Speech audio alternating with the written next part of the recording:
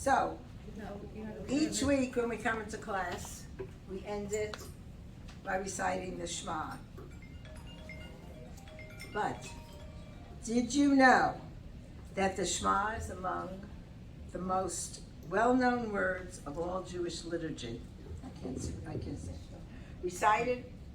It's recited as part of the final prayer on Yom Kippur. It's the last words of a dying person. It's the affirmation of God's oneness. It's recited daily, morning and evening.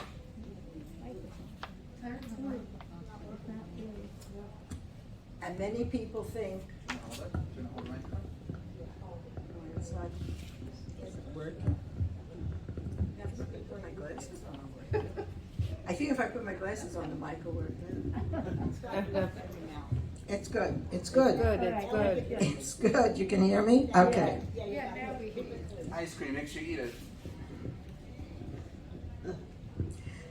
The daily recitation is thought by many as a biblical commandment, the most essential prayer in Judaism. You can find the prayer in the Torah in the 5th book of Moses, Deuteronomy chapter 6, line 4 through 9. The Shema is inscribed in the mezuzah, put on the doorpost of Jewish homes. The Shema gets its name from the first word, listen. But not just listen, not just hear it. Let the word sink in. Understand what it's saying and have it generate action for you. One tradition connected to covering your eyes. Why do we cover our eyes when we say the Shema? Tradition is connected to Judah Hanasi, who was a 2nd century rabbi who would pass his hands over his eyes. Why? Want to open it up? Who? I cannot hear it. Why? It's all right. You can't hear it? No, because this has to come higher. It has to come to your mouth. Is that better? Yeah. Wait, You have to hold this better. close to your mouth. That's better. It has to be close. Yeah, but she won't say that so much. All right, it has to be. Anybody want? Oh God, that's a little loud. Just I don't know. Anybody want to take a stab at why we cover our eyes? Anybody? No? Okay, I'll tell you why. At least what the tradition says. To disconnect from the outside world, to do away with distractions, and to be able to focus more on your connection with God. The prayer, the Shema, is also said at the deathbed. That tradition comes from Rabbi Akiva. According to the Talmud, he recited the Shema as he was being tortured to death. The second part of the Shema, Baruch Shem Kavod Malchuto Le'olam Va'ed, is not mentioned in the Torah. It's a rabbinic addition. It was originally a congregational addition, a congregational response to the declaration of God. It's usually said either silently or softer. In the prayer book, it's usually in a smaller font, basically to recognize that it is not itself part of the cited biblical verses. That's why it's written smaller and we say it quietly and sometimes silently. The rabbis of the Talmud offer a new interpretation of the Shema. They wrote, "The Lord is our God" applies to the present, and "the Lord is one" applies to the future. The idea in this is that Jews acknowledge God now, while in the future they hope that all humanity will acknowledge God. So therefore, that's where it comes. The Lord is one. The remainder of the Shema is taken from 3 biblical sources.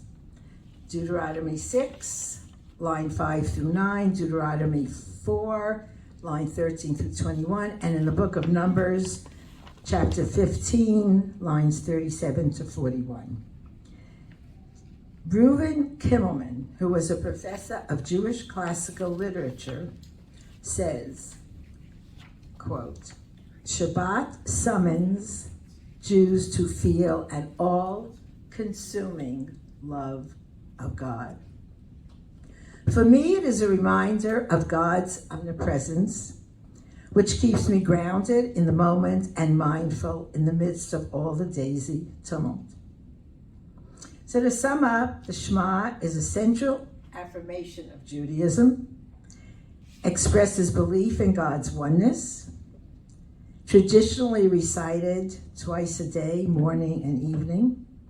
It is the climax of the liturgy on Yom Kippur, and it is recited on one's dying words.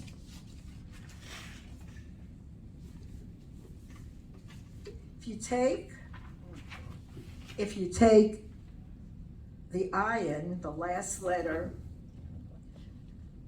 of the Shema, we should have projected this, and the last letter of Echad, the last word of the Shema, the Daled, together it says Ad, which means witness.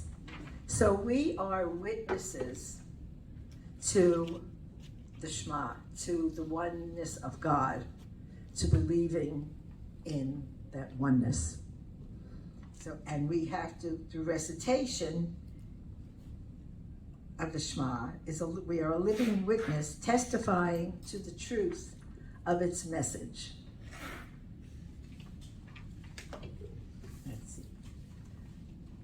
Does anybody have any questions? Thoughts? Anything to add? No? Okay. I was going to show a little story. You think? To some of the death camps in Europe.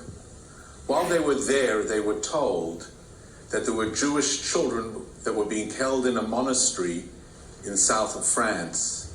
They traveled there and they approached the priest and they said that we've come to collect the Jewish children. The priest responded by saying, unless you've got documentation identifying which children are actually Jewish, I will not be able to hand over any children to you. One of the rabbis thought of an ingenious idea and he said, you know what, we'll come back tonight when you're about to put the children to sleep. That night the rabbis returned and they went into the dormitory and there were these small beds. There were children who were there since 1939. And as the children were about to go into bed to sleep, the rabbis walked up and down the aisle. And in a very loud voice, they cried out, Shema Yisrael, Hashem Elokeinu, Hashem Echad. Hear Israel, the Lord our God, the Lord is one. And as they said that, child after child began to lift their hands to cover their eyes. And every child who lifted their hands, the rabbis cried out, that child, he's ours. We're taking that child home. The Shema Yisrael is a prayer that we say every morning when we wake up. It's a prayer that we say every evening when we go to sleep. It is a prayer that we conclude the Yom Kippur service at a time when we are truly angelic. I just want It to has hear that been story. the prayer that Jews have cried out. Wow. I thought that story was. I What? wanted to hear what else was coming. That's what I wanted to hear. Said once a So, year? shared the story. Next was the... I think next was pretty much the same kind of thing that I was saying, but it was, well, we could have listened to it. Okay. No questions? Why did they close their eyes? Why do you close your eyes? She just said. Why do you cover your eyes? Well, It's to concentrate on So- everything else around you. Yeah, it's you to don't cut wanna- it. So whatever you see you should don't wanna be distract distracted. whatever. Yeah, Right. that's right, you don't wanna be distracted. right. And because there was one definition or one explanation of why we close our eyes, and it was more to, more to close your eyes and you're inside of your head, so that you can be inside. You're not in the worldly level. You are in a different level of consciousness. So that was one other explanation. Anybody come up with one of your own? I don't know why. Why do we cover our head? Why do we cover our head? Why are we wearing a Why? wig or a scarf on our head? But that's for the very religious. No. No. Well, that's true. Reform women don't necessarily. No. But conservative, I mean, I wore a head covering all the time, and so it depends. When you went to temple. When I went to temple, Temple. yeah. So why do we cover in temple or in general? In general, I mean, daily. Daily? I think it's the same, probably the same reason. I don't know. Rabbi could answer that probably better than I can. I think probably because you're in the presence of God, so it's like, so, but you usually take your hat off when you're in the presence of a king or a queen, right? But what? We'll have to ask the rabbi. Where was the rabbi? He's right here. Oh. He, Well, then you can answer. Art rabbi.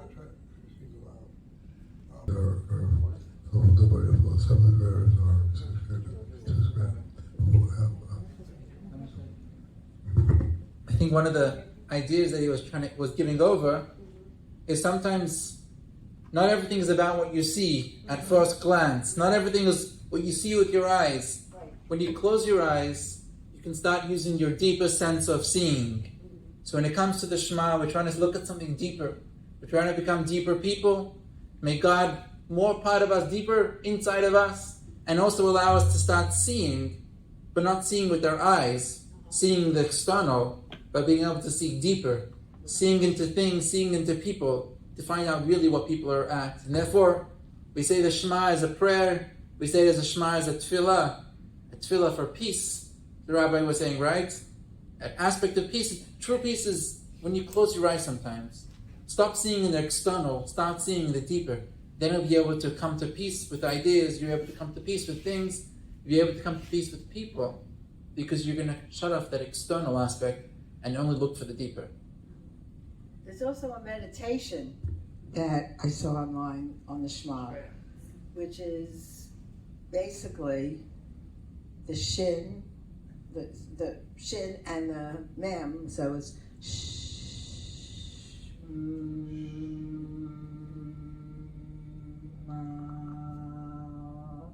so for any of you who meditate, Meditate.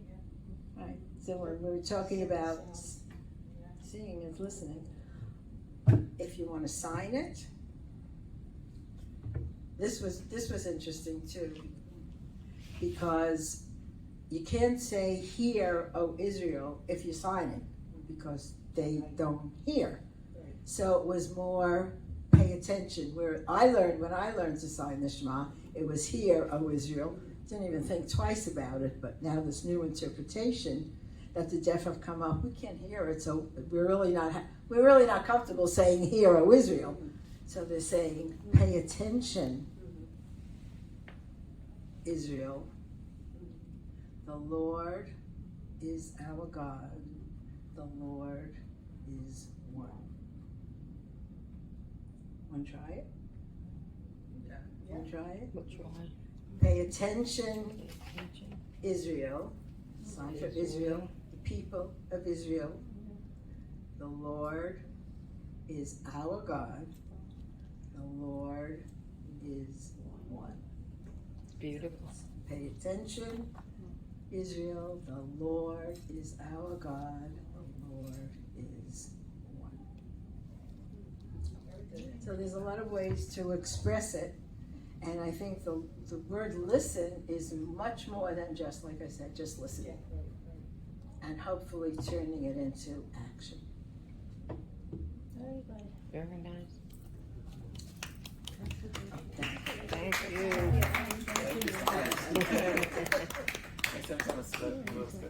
The awards are on this week. you. The awards are on. Oh, Marilyn.